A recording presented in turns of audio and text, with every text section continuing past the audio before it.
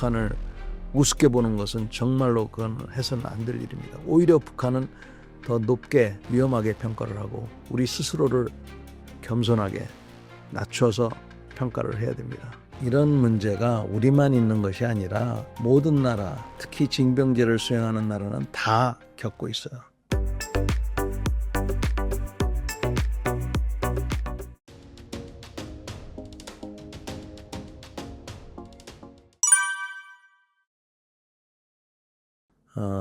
우리나라는 이제 육해공군, 해병대 이렇게 있는데 해병대는 해군 소속으로 이제 포함이 되어 있습니다. 공군은 우선 상대적으로 북한이 공군이 약하고 또 우리가 최첨단 무기를 갖고 있기 때문에 북한보다는 상당한 우위가 있고 또 전 세계적으로 봐서도 괜찮은 그런 기량을 갖고 있다고 저는 봅니다. 그렇지만 공군도 탄약이 더 있어야 돼요.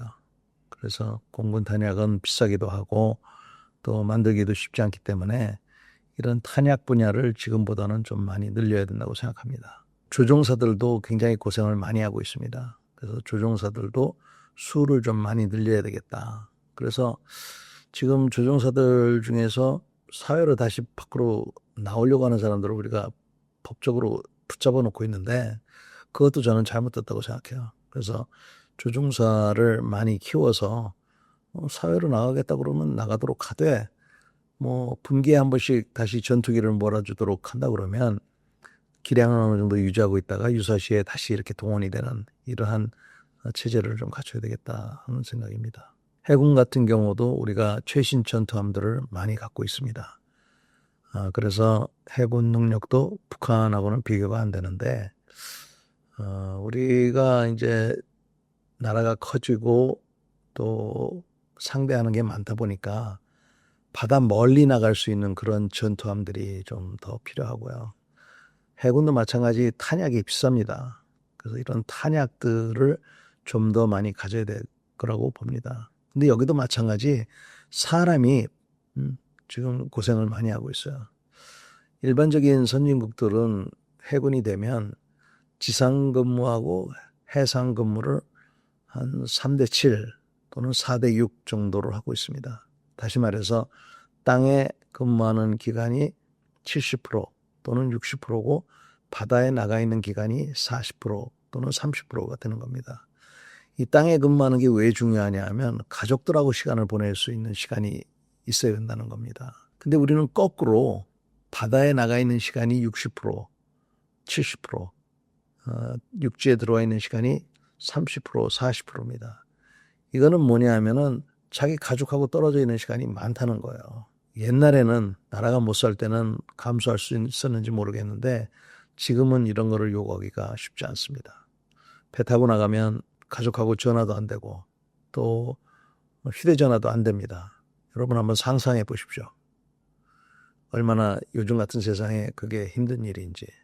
그래서 이와 같은 근무 여건의 어려움에 있기 때문에 비록 배는 최신이지만 탄약이 제가 보기에는 있어야 될 만큼 없고 특히 또 사람에 대한 투자가 너무나 부족하다 하는 생각을 하고 있습니다. 육군 같은 경우는 이 두 가지 문제보다 더 많은 문제를 갖고 있습니다. 그 이유는 징집병들을 데리고 있기 때문입니다. 근본적으로 해군이나 공군은 그나마 그 수병들이나 공군 병사들이 지원해서 오는데 육군은 정말 오기 싫은 사람들이 많이 오는 곳이 육군입니다. 그러다 보니까 지휘관들이 이들을 훈련시키고 하는 것 못지않게 소위 말해서 관리를 해야 되는데 그 관리라는 게 일거수일투족을 책임을 져야 돼요. 이 부담이라고 하는 거는 이로 말할 수가 없습니다. 거의 군대를 유지하기 어려울 정도죠. 그러다 보니까 모병제를 하자고 그러는데 모병제 한다고 해서 이 문제가 해결이 될까요? 미군 같은 경우는 10년 근무한 대위의 연봉이 1억이 넘습니다. 그래도 사람이 부족합니다. 우리도 그렇게 할 수 있겠습니까? 또 돈을 1억이 아니라 10억을 준다 하더라도 사람이 많이 올까요? 제가 보기엔 많이 안 옵니다. 모병제로 해결할 수 있다고 생각하는 것은 그건 꿈에 불과하다고 생각합니다. 그래서 결국은 이 모병제 또는 육군이 너무나 제한사항이 많아서 결국에는 그 중에서도 추려서 비록 육군이지만 육군에서 근무하고 싶은 그런 사람들이 있습니다. 그런 사람들을 특수부대로 영입을 해서 특수부대를 키워야 됩니다. 그래서 육해공군 해병대가 아니라 육해공군 해병대 그리고 특수부대라는 그러한 병과로 만들어야 된다고 저는 생각을 합니다. 그렇게 됐을 때 우리는 현대전에 대비를 할 수가 있을 것이고요. 현재 해군이나 공군, 육군에서 이제 우주와 사이버 이러한 그 위협에 대해서 준비하는 그런 초기 단계에 있는데 이런 분야에 대해서도 우리가 획기적으로 좀 관심을 갖고 투자를 해야 됩니다. 지금 군대의 헬리콥터맘 이 문제가 지금 상당히 심각합니다. 이런 문제가 우리만 있는 것이 아니라 모든 나라, 특히 징병제를 수행하는 나라는 다 겪고 있어요. 생각보다 이게 굉장히 심각합니다. 그래서 지금 휴대전화를 나눠준 것은 저는 잘했다고 생각합니다. 근데 이제 지금 나타나고 있는 거는 뭐 도박, 또 범죄 이런 것들이 있는데 그거는 뭐 그때그때 걸리면은 처벌을 하고 하면 되는데 보안 문제가 생각보다 조금 더 세밀하게 볼 필요가 있는 것 같아요. 그 다음에 휴대전화만 들여다보는 이런 문제에 대해서도 한번 봐야 될 것 같습니다. 싱가포르도 우리처럼 징병제를 하는데 복무기간은 2년입니다. 그리고 휴대전화를 나눠주고 있어요. 근데 그 사람들은 참 재밌는 게 일주일마다 휴대전화를 충전을 하는데 휴대전화를 한 번 충전하고 예비 배터리 하나를 충전하고 나면 일주일 내내 충전을 못하게 한답니다. 그러니까 모든 사람이 자기 휴대전화와 예비 배터리 하나를 가지고 그 용량만큼만 쓰게 하는 이런 거를 통제를 한다고 그러더라고요. 그래서 우리도 그런 것들을 도입할 필요가 있지 않겠느냐 하는 생각을 해봅니다. 그래서 그런 문제에 대해서 한번 절제된 그런 생활에 대해서 한번 생각해 봐야 할 필요가 있고 특히 훈련소에서 휴대전화 나눠주는 문제에 대해서는 저는 아주 크게 반대를 하고 있습니다.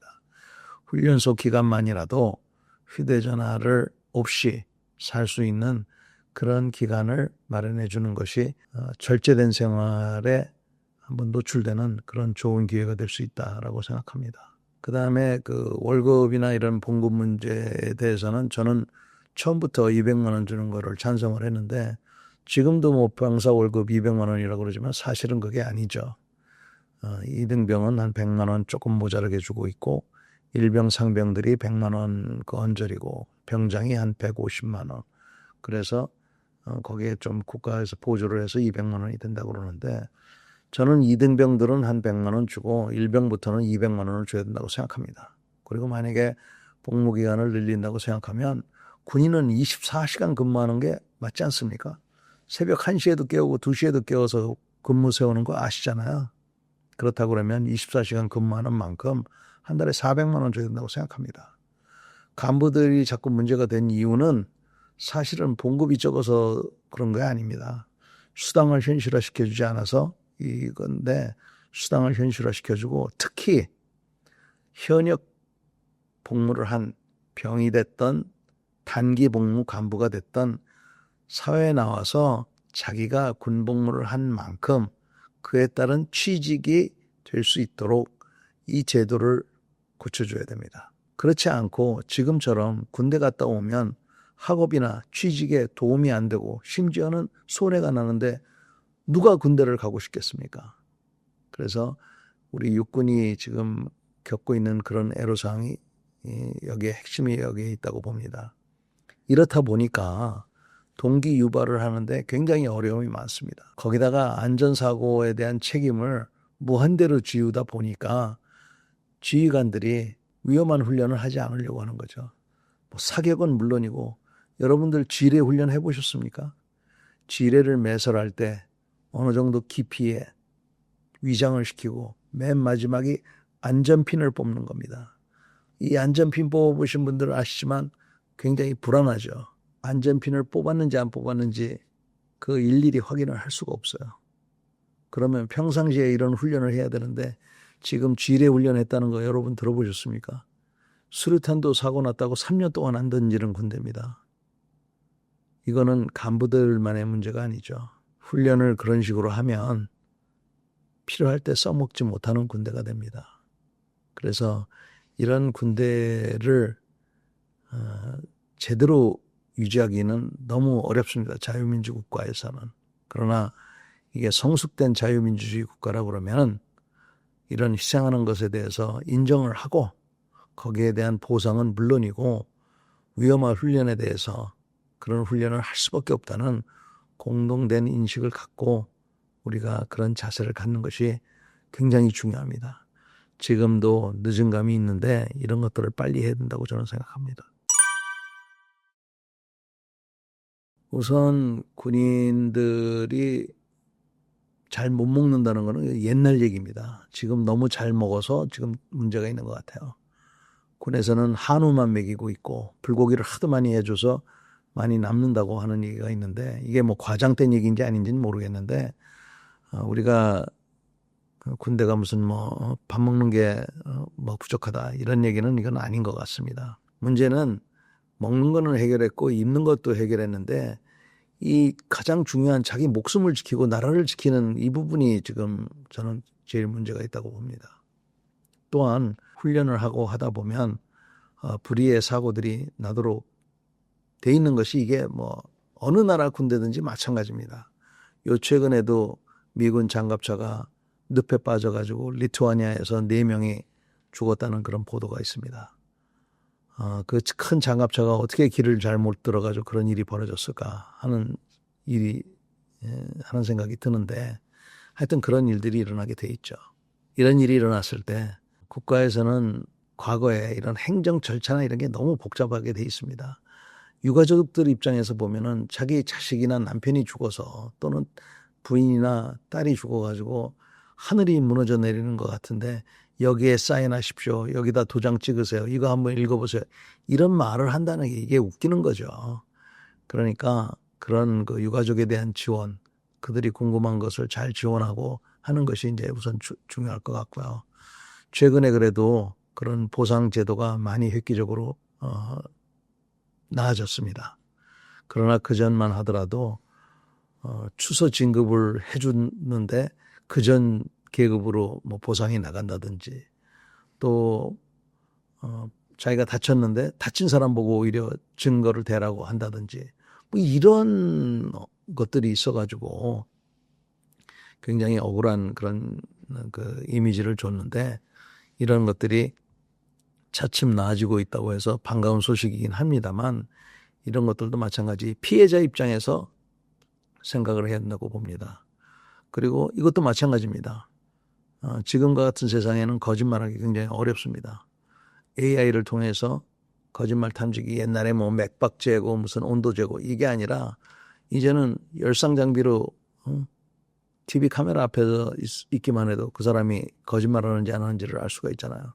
그런 거 동원합시다. 그래서 피해자가 있다 그러면 나는 피해자입니다 하면 그래요? 그러면 거짓말 탐지기 하시겠습니까? 라고 하자는 거죠. 그래서 거짓말 탐지기가 뭐 그 효용이 있네 없네 법적인 효력이 있네 없네 하는 걸 하지만 그 효력이 있는 건 사실입니다. 그러니까 그런 걸 동원해서 환자들이라고 하는 사람들 또 피해자라고 하는 사람들도 검증도 하고 또 그런 거를 감수를 하고 한다고 그러면은 보상을 충분하게 해줘야죠. 자기가 사랑하는 사람이 죽었는데 그 보상이 어떻게 충분하겠습니까? 그러나 거꾸로 죽는 사람이 국가를 위해서 죽을 때 마지막 생각이 내 처자식은 어떻게 살지? 우리 어머니는 어떻게 지내지? 이런 생각은 하지 않도록 좀 했으면 좋겠습니다. 지금 우리 그 전방에 있는 젊은이들은 최선을 다하고 있습니다. 그들이 할 거는 지금 이 정도면은 우리가 생각해야 될 거는 어떻게 이들의 고통을, 이들의 노고를 덜하고 갚을 것인가 이 생각만 하면 된다고 봅니다. 문제는 전방에 있는 친구들이 문제가 아니라 집에 있는 우리가 문제죠. 우선 내 자식만 아니면 된다는 그런 이기적인 생각을 하시는 분들, 또 북한을 얕잡아 보는 분들, 북한은 지금 굉장히 그 인내를 갖고 내실을 기하고 있다고 저는 봅니다. 그래서 앞으로 2, 3년 내에 1, 2년도 될 수가 있어요. 내실이 완성되고 나면 그 자신감을 가지고 우리가 어찌할 수 없는 그런 상황을 조정할 수도 있습니다. 그래서 지금 그들이 내실을 완전히 기하기 전에 우리가 무장을 해야 되는데, 핵무장을 하면은 우리가 군대를 뭐 5만으로 줄여도 되고 이런 생각을 하면 안 됩니다. 또 지금 뭐 북한하고 잘 지내야 된다라고 생각합니다. 저도 잘 지내야 된다고 생각합니다. 그러나 어떻게 북한의 선의만 믿고 잘 지낼 수가 있겠습니까? 그래서 우리가 해야 될 거는 복잡하고 어지러운 세상일수록 분명한 거 한 가지는 저는 불변이라고 생각합니다. 우리 스스로의 그런 국방력을 키워야 됩니다. 우리 스스로의 국방력이라고 하는 것은 핵무기 이전에, 우리가 자체 핵무장하는 게 그거 이전에 지금 우리 스스로가 우리를 지키려고 하는 그런 우선 마음 자세, 맨날 걱정만 하지 마시고 우리가 우리 스스로를 지키겠다. 안 되면 내가 총 들고 나가고 내가 사랑하는 내 아들, 딸들도 총 들고 나가게 하겠다. 이런 마음을 우선 가지셔야 되고요. 그런 마음을 갖는다 그러면 거기에 따른 세금을 더 내겠다는 그런 생각을 해야 됩니다. 그리고 그런 위험한 훈련도 해야 되고, 미국이 우리의 우방으로 남기를 희망한다면 미국한테도 분명하게 우리가 그들의 우방이라는 것을 해야 됩니다. 우리나라 대통령들이 해외에 우리 군인들을 파병할 때 보내고 싶어서 보냈겠어요? 우리가 미국을 우방으로 갖고 싶다면, 미국의 아들, 딸들이 우리를 위해서 희생하기를 원한다면 우리도 미국의 아들, 딸들을 위해서 우리의 아들, 딸들을 보내야 됩니다. 이거는 어쩔 수가 없는 거예요.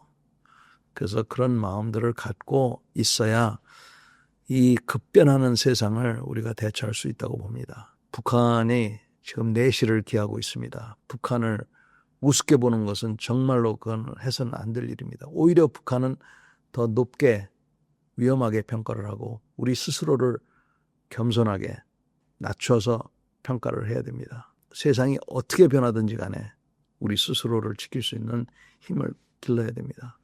통신 장비 좀 제대로 갖춰야 되고, 탄약도 더 많이 비축을 해야 됩니다. 훈련도 더 많이 해야 됩니다. 저부터 지금 얘기하는 것에 대해서 앞장서겠습니다.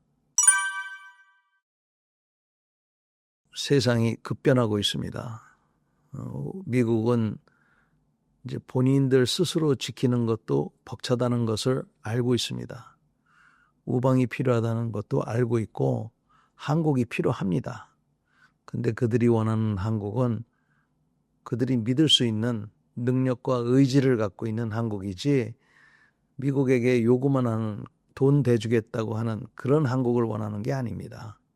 그래서 미국이 우리의 우방이 되기를, 우리가 믿을 수 있는 우방이 되기 위해서는 우리가 미국이 믿을 수 있는 그런 우방이 되어야 되겠다 하는 그런 마음으로 있어야 됩니다. 그렇게만 된다 그러면 아무 걱정할 거 없습니다.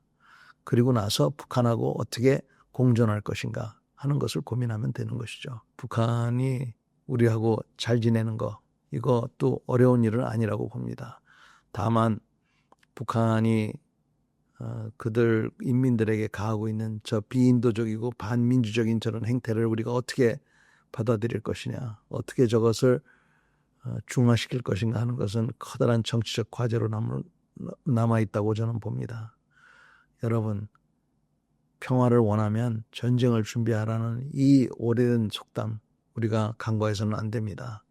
지금 이렇게 세상이 급변할수록 더욱더 안보에 좀 관심을 가져주셨으면 좋겠습니다. 그리고 안보에 관심 있는 그러한 분들을 우리가 리더로 삼았으면 좋겠습니다. 오늘도 경청해 주셔서 감사합니다.